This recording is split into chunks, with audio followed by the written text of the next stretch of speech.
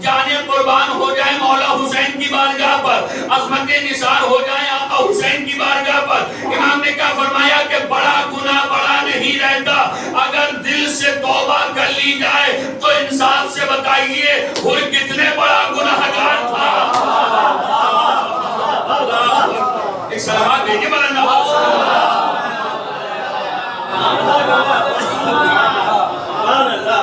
گناہ جو ہے وہ بڑا نہیں رہتا۔ تاریخ یہ کہتی ہے کہ آقا پر پہلا پانی بند کرنے والے کا نام خود تھا، بھائی یا نہیں کہا مجھے بتائیے ہے۔ اس کے بعد میں کیا کیا؟ یہ کریم ابن کریم کی بارگاہ ہے، ہاں یہ سخی ابن سخی کی بارگاہ ہے۔ یہ وہ بارگاہیں ہیں کہ جہاں انسان خالی دامن لے کے آتا ہے اور دامن کو بھر کے جاتا ہے۔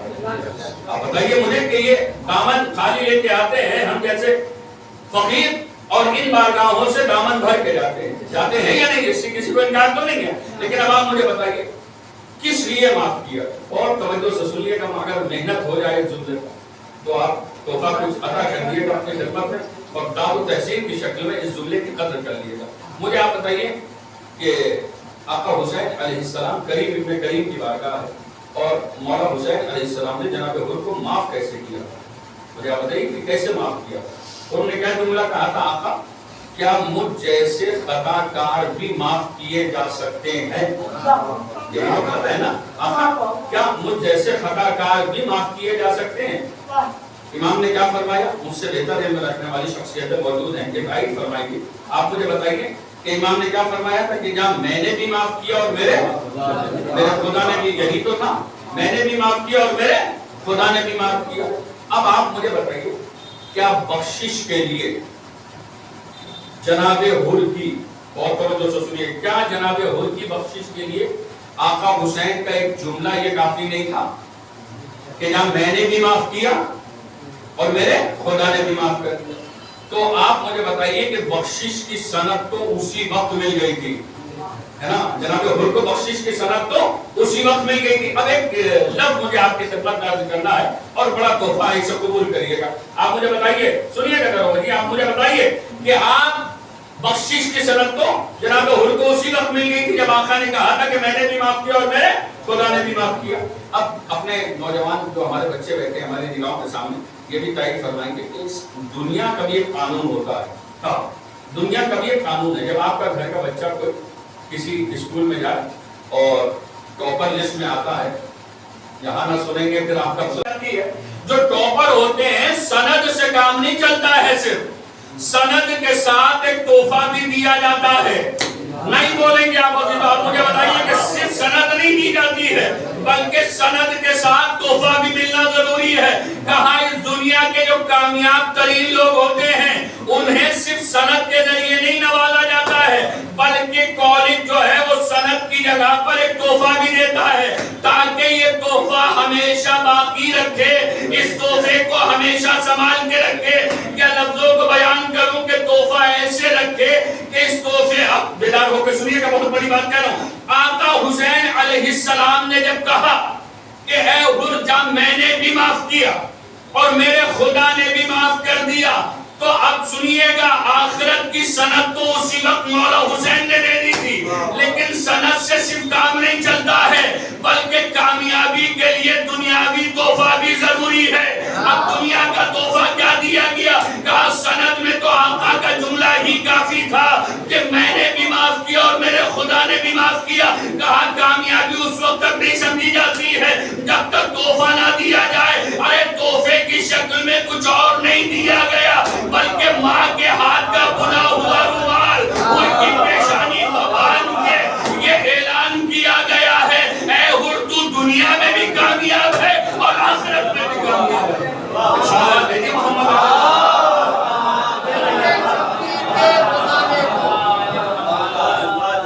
سن کے شبیر کے فسانے کو ڈر زخم مل گیا زمانے کو، اور خطا بخشوانے آیا ہے، شہ چلے ہیں گلے لگانے کو۔ نعرہ صلوات۔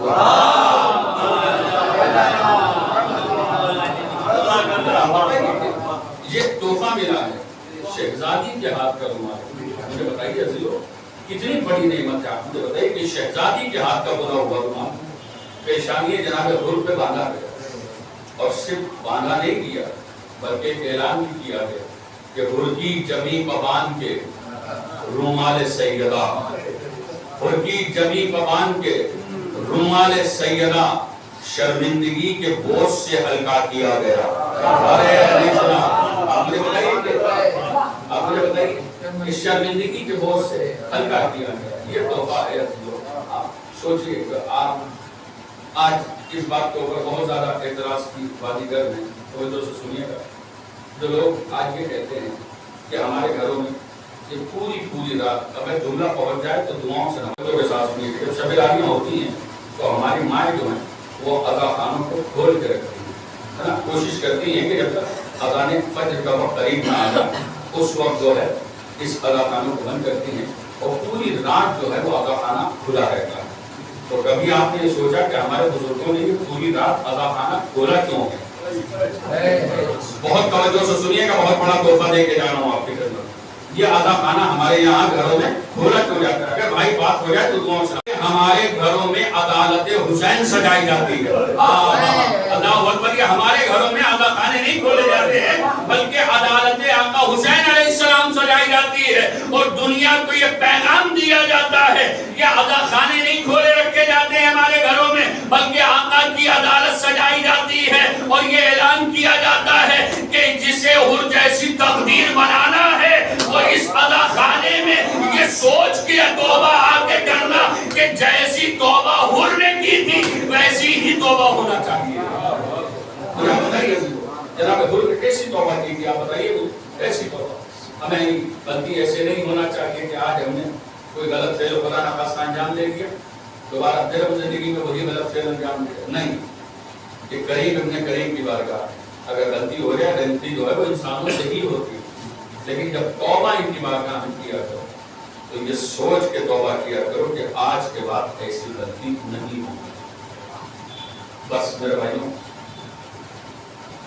ایک پیغام جو ہر مجلس میں دیتا ضرور، یہ تو مومنین مسلسل سنتے ہیں، میں نے ابھی کسی مجلس میں 2-3 دن پہلے بھی عرض کیا تھا اور آج بھی آپ کی خدمت میں ضرور عرض کرنا ہے، کیونکہ اس موقع میں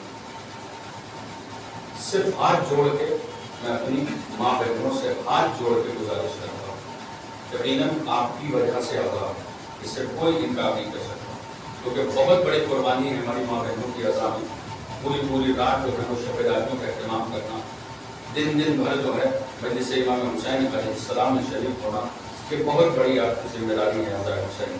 لیکن میں ماؤں اور بہنوں آپ کی خدمت میں ایک ہاتھ جوڑ کے گزارش کرنا چاہتا ہوں کہ بس اس حقیقت کی اس بات کو قبول کر لیں، جب آپ رات میں شب بیداریاں کیا کریے، جب آپ شب بیداریاں کیا کریے تو یہ سوچ کے شب بیداری کیا کریے کہ شب بیداری صرف آپ کے گھر میں ہو رہی ہے، کسی دوسرے کے گھر میں نہیں ہو، پہنچی نہیں ہماری بات نا، شب بیداری آپ کے گھر میں ہو رہی ہے، کسی دوسرے کے یہاں نہیں ہو رہی۔ بڑے لاؤڈ اسپیکر اور آوازیں آنا یہ بہتر نہیں ہے۔ مجھے معلوم ہے کہ اس بات سے بھی میں انکار نہیں کر رہا ہوں کہ خواتین کی مجلس میں مجمع کثیر ہوتا ہے، وہ جو قومران مجلس کو خطاب کرتی ہیں ان کی آواز پورے مجمع تک نہیں پہنچ پاتی ہے، اس سے انکار نہیں ہے، لیکن کوشش آپ یہ کریں کہ اتنی ہی آواز اپنے گھر میں رکھیے جتنی آپ کے گھر میں محدود رہے، اتنی ہی آواز رکھیے جتنی آپ کے گھر میں محدود ہو جائے۔ مجھے آپ بتائیے، صرف آپ کے چہرے کا پردہ نہیں ہے، صرف آپ کے بالوں کا پردہ نہیں ہے، بلکہ آپ کی آواز کا بھی پردہ ہے، آپ کی آواز کا بھی پردہ۔ میں ہوا میں نہیں کہہ کے جا رہا ہوں، ویسے نہ سنیے گا، اگر آپ کی آواز کا پردہ نہ ہوتا، سنیں گے متوجہ ہو کہ اگر آپ کی آواز کا پردہ نہ ہوتا تو چلیے 19ویں رمضان کی صبح ہو چلیے، جب امام حسن اور امام حسین علیہ السلام اپنے بابا کو ایک گلیب میں لے کے جا رہے تھے، اور جیسے ہی بیت الشرف قریب آنے لگا تو جناب امیر کا جملہ کیا تھا؟ کیا جملہ تھا جناب؟ میرے لال حسن ذرا ان چاہنے والوں کو دور کر دو، کہیں ایسا نہ ہو کہ زینب و ام کلثوم کے رونے کی آواز ان کے کانوں تک پہنچ جائے۔ تو لہذا ہماری ماں، ہماری بہنوں، اس بات کا خیال رکھیں ہاتھ جوڑ کر کہ عزاداری یقیناً آپ سے ہی پہچانی جاتی ہے، شہر کی عزاداری آپ سے ہی پہچانی جاتی ہے للہ، لیکن جب آپ سے بیداریاں کریں تو اس بات کا، اس عید کی بات کا خیال ضروری ہے۔ بس مجھے جو حکم ہوا آج کے مجلس میں، میں یقیناً تڑپ جاتا ہوں اس وقت جب مجھ سے کوئی حسین کی 4 برس کے یتیمہ کے مسائل لے کے میرے بھائی نے مجھے حکم دیا ہے کہ آپ جناب سکینہ کے مسائل کو، اس بچی کے کیا مسائل پڑھتے جائیں کہ جس بچی کے کانوں سے ظالم نے گوشوارے اتارے نہیں، بلکہ تاریخ تو یہ کہتی ہے کہ ظالم نے جناب سکینہ کے کانوں سے گوشوارے کھینچے اور اس اذیت کے ساتھ بچی کے کانوں سے گوشوارے کھینچے ہیں کہ بچی کے گوشواروں کے ساتھ بچی کے کان کی لویں پھٹ گئی تھی۔ جگہ جگہ پر بچی کہیں بابا کو یاد کر رہی تھی، جگہ جگہ پر کہیں بچی چچا عباس کو یاد کر رہی تھی۔ رولیے بات اگر مسائل کے فقرے میں پڑھنے جا رہا ہوں جو آج آپ کے خدمت میں عرض کرنا اور زمانے کے بعد کربلا کی سب سے بڑی مصیبت سن لیا تھا، سب سے بڑی مصیبت سن لی۔ عزادارو، جب یہ لٹا ہوا قافلہ کربلا سے کوفے کی طرف جا رہا تھا تو جس نیزے پر سر حسین تھا وہ خولی کے ہاتھ سے چھوٹا، تمہیں کہتی ہے کہ زمین ملک ہو گیا۔ ملعون آگے بڑھا، کچھ نہ کیا، سنو گے اللہ، ملعون نے کچھ نہ کیا بلکہ تازیانہ لیا اور سید سجاد کی پشت پہ تازیانے مارنا شروع کر دیا۔ مولا سجاد کی پشت پہ جب تازیانے پڑے ہیں تو نہ اللہ بڑا قیامت کا فکر ہے، جب تازیانے پڑے ہیں تو ہمارا اور آپ کا چوتھا امام